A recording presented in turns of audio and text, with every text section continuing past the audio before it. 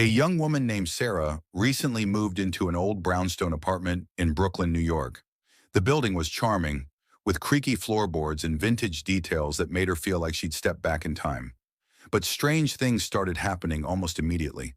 At night, she would hear faint giggles coming from the corners of her apartment, high-pitched, childlike laughter that sent chills down her spine.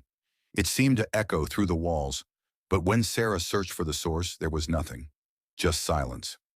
One evening, while cleaning the kitchen, she noticed a small, glimmering figure darting in and out of the shadows. At first, she thought it was a trick of the light, but when she followed it down the hallway, she froze. A tiny, translucent creature, no bigger than a human hand, hovered in the air, its body glowing faintly. It had large, round eyes, a mischievous grin, and a faint aura of darkness around it. It was a sprite, but not the playful kind. It was something far more sinister. Terrified, Sarah tried to ignore it, but the sprite followed her everywhere. It would tug at her hair while she slept, whisper her name from the shadows, and move objects around the apartment just to mess with her.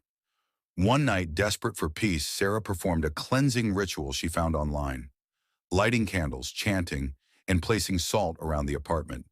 But the moment she finished, the sprite appeared again, this time bigger, with eyes that glowed red with anger.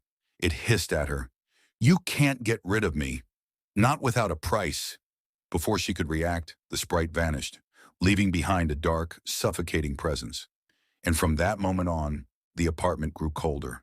The walls seemed to close in, and the sprite's laughter echoed, louder than ever.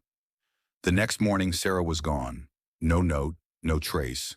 Her belongings were left untouched, but the apartment's walls whispered her name, calling out to anyone who dared move in.